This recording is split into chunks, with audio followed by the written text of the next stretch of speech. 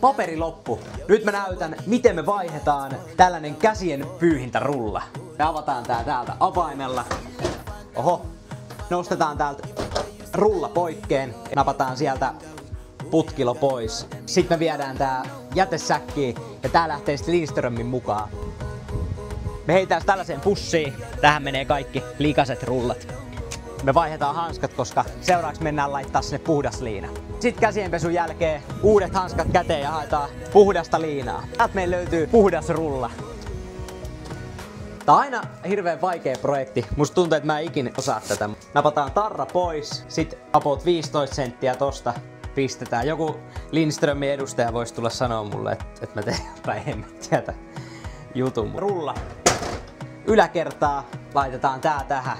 Sitten vaan nostetaan tää ylös. Pestään kädet ja testataan, pelittääks meidän hommat.